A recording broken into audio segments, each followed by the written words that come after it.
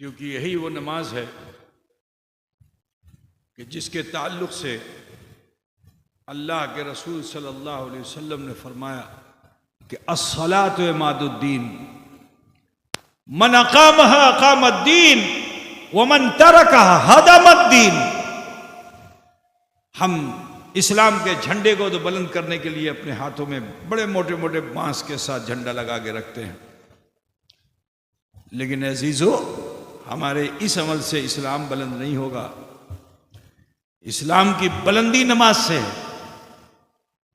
رسول کائنات صلی اللہ علیہ وسلم ارشاد فرماتے ہیں الصلاۃ عماد الدین، نماز دین کا کھمبا ہے، من اقامها اقام الدین، جس نے اس کو قائم کیا اس نے دین کو قائم کیا، ومن ترکها ہدم الدین، اور جس نے اسے چھوڑ دیا اس نے دین کو گرا دیا۔ کتنے شرم کی بات ہے کہ ایک مسلمان نماز کو چھوڑ کر کے دین کو گرائے۔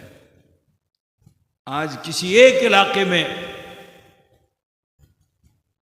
دین گرانے کی ظالم کوشش کر رہا ہے، پوری دنیا کا مسلمان بے چین ہے کہ نہیں بے چین؟ بولو بھائی، بے چین ہے نا؟ اے عزیزو یہ مت سمجھو کہ وہاں ہو رہا ہے تو یہاں نہیں ہوگا، ابھی بھی سمجھ جاؤ، ابھی بھی سدھر جاؤ اور اپنی مسجدوں کو آباد کرو، اپنے گھروں میں اسلامی معاشرے کے ساتھ مصلی بچھا کر نمازیں پڑھو اگر بچنا چاہتے ہو، ورنہ اللہ کا قہر و غضب سب سے زیادہ کس پہ ہوتا ہے وہ بھی سن لو، خالی کافر پہ نہیں ہوتا، مومن پہ ہوتا ہے۔ قرآن یہ کہہ رہا ہے اذا زلزلت الارض زلزالها واخرجت الارض اثقالها وقال الانسان ما لها۔ کو تو بوجھتے ہو نا کہ اللہ تعالیٰ جب زمین کو ہلائے گا اس کے خزانے اوپر آئیں گے تو انسان اسے دیکھ کے کہے گا ارے ایٹا کی ہو لو۔ یہ تو چھوٹی قیامت ہے، لیکن جب بڑی قیامت آئے گی تو کوئی بول بھی نہیں پائے گا کہ ایٹا کی ہو لو، قیامت آ جائے گی۔ جانتے ہو جب قیامت آئے گی تو اللہ کا غضب ایسا ہوگا کہ ماں اپنے بچے کو اگر دودھ پلا رہی ہوگی تو وہ بچہ تھن سے دودھ کو اور مکھ کو ہٹا بھی نہیں پائے گا اور قیامت آ جائے گی۔ یہ چھوٹی چھوٹی قیامت جو آپ دیکھ رہے ہو اس میں تو تم اتنا بھی بول پاتے ہو ایٹا کی ہو لو، وقال الانسان ما لها۔ لیکن جب بڑی قیامت آئے گی، سورہ اسرافیل پھونکا جائے گا تو جانتے ہو ماں اپنے بچے کو بے دردی کے ساتھ پھینک کر کے اور اپنی جان بچانا چاہے گی، لیکن پھر بھی وہ نہیں بچ پائے گی۔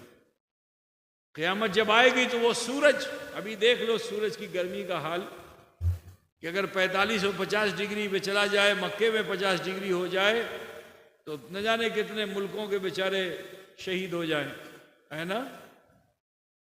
ہندوستان میں گرمی 45 ڈگری پہ چلے جائے، بنگال میں آ جائے تو بولو کیا حال ہوتا ہے، جینا محال ہو جاتا ہے۔ لیکن اگر یہی سورج اتنا نیچے آ جائے کہ تمہارے بھیجے پہ اس کی روشنی پڑے اور تمہارا بھیجا ایسے کھولنے لگے جیسے دیگچی میں تم گوشت پکاتے ہو، یہ حدیث ہے میں جو بتا رہا ہوں۔ رسول پاک نے فرمایا کہ جب سورج نیچے آئے گا سوانیزے پہ تو انسانوں کے بھیجے کھول رہے ہوں گے اس طرح سے جیسے دیگچی میں گوشت پکتا ہے، کھچ کھچ کی آواز ہوتی ہے۔ وہ سمندر جو ساتھ ہے، ہزاروں فٹ نیچے تک پانی ہی پانی ہے، لیکن سورج جب سوا نیزے پہ آ جائے گا تو وہ اتنا کھول جائے گا کہ جو سمندر کے نیچے تہ میں بھی مچھلیاں ہوں گی وہ بھی جل بھن کر اوپر آ جائیں گی۔ قیامت کی ہولناکیاں کیسی ہوں گی؟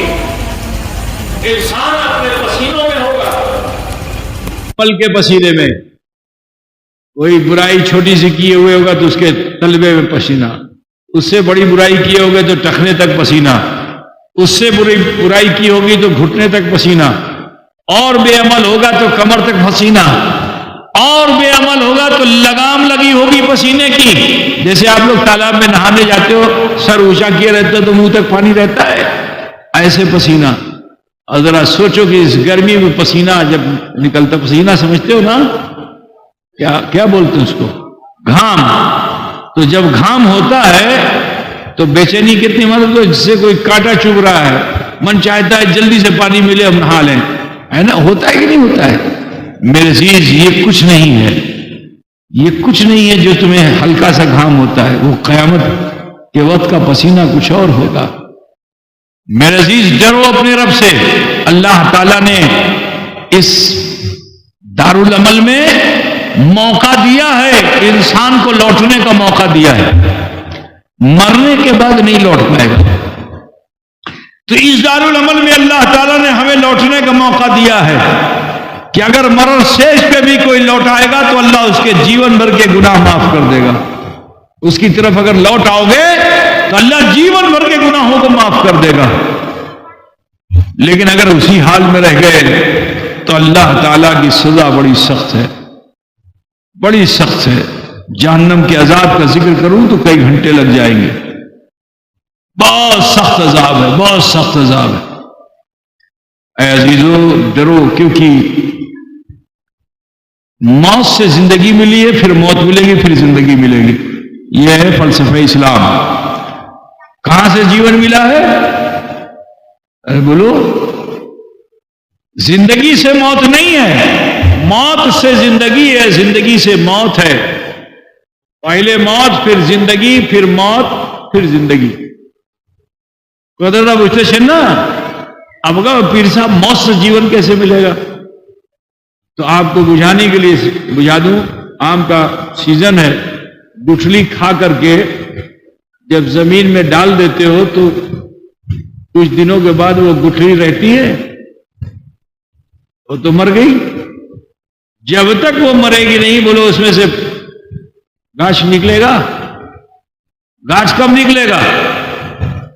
جب وہ گٹھلی مر جائے گی تبھی گاچھ. مرر پورے جیون، جیون پورے مرر، مرر پورے جیون. ایجا اسلام فلسفی، ٹھیک ہے نا؟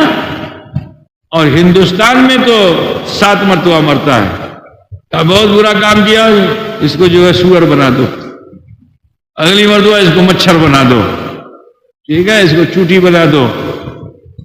7 مرتبہ کا 7 مرتبہ ہوگا مرنا جینا دنیا میں. یہ دنیا صرف ایک مرتبہ کے لیے ہے. آئے ہو اسی میں اچھے عمل کر دو. مرنے سے پہلے اپنے گناہ و خطا کی معافی مانگ لو. اللہ غفار و غفور ہے. تمہاری نسبت رسول پاک سے تم پہ اللہ بہت مہربان ہے. یہ وہ سمے ہے کہ اس سمے اللہ تعالیٰ آسمان دنیا پہ اپنی رحمت کے ساتھ نزول جلال فرماتا ہے، اور وہاں سے ندا دے رہا ہے کہ میرے بندے مجھ سے مانگ، جس روزی کے لیے تو غلط راستے چنتا ہے میں تجھے روزی دوں گا. دولت کے لیے جوا کھیلتا ہے، دولت کے لیے برائیاں کرتا ہے، الٹے سیدھے کام کرتا ہے، سود لیتا ہے، نہیں، میری طرف لوٹ، مجھ سے مانگ، میں رزاق ہوں. یہ بری دولت لینے کی کیوں سوچتا ہے؟ میری طرف آ، مجھ سے مانگ، میں تجھے روزی دوں گا. اللہ روزانہ ندا دیتا ہے. پھر اللہ تعالیٰ فرماتا ہے میرے بندے جیون میں بہت کھوتی کر لیا، لوٹا، اپنے گناہ و خطا کی معافی مجھ سے معاف کر، معافی مانگ، میں تیری خطاؤں کو معاف کر دوں گا. تو عزیزو، آج بڑے خوش نصیب آپ سب ہو، مرد و زن، کہ اس محفل کے آخری لمحے میں بھی آپ موجود ہو. دیر مت کرو، اسی سمے اللہ کی بارگاہ میں سچے من سے توبہ کر لو، کیونکہ اس جیون میں ہم سے آپ سے بھول ترٹی بہت ہوئی ہے. کسی سے کم ہوئی، کسی سے زیادہ ہوئی، لیکن یہ مت سمجھو کہ مجھ سے تو کم بھی ہوئی ہے. نہیں، جیون بھر تم نے بہت اچھا کام کیا، لیکن ایک کھوتی اگر اللہ کو ناپسند ہو گئی تو تمہارے جیون بھر کی نیکی سب سے ہو جائے گی، بیکار ہو جائے گی. خدا بجھ گیا نا؟ تو لہذا ضرورت ہے کہ اپنے رب کی طرف لوٹو، اللہ سے معافی مانگو. انشاءاللہ اگر سمندر کے جھاگ کے برابر بھی گناہ ہوں گے تو اللہ اسے معاف فرما دے گا. تو لہذا آپ سب سے کہنا ہے کہ اگر دل میں ارادہ بن گیا ہے کہ اللہ سے معافی مانگنا ہے، گناہوں سے بچنا ہے، شریعت کے مطابق جینا ہے، نمازی بننا ہے، تو جلدی سے اپنے اپنے ہاتھوں کو نابی میں باندھ لیجئے، میں چلے سینے پہ ہاتھ باندھ لیں اور آنکھیں بند کر لیں.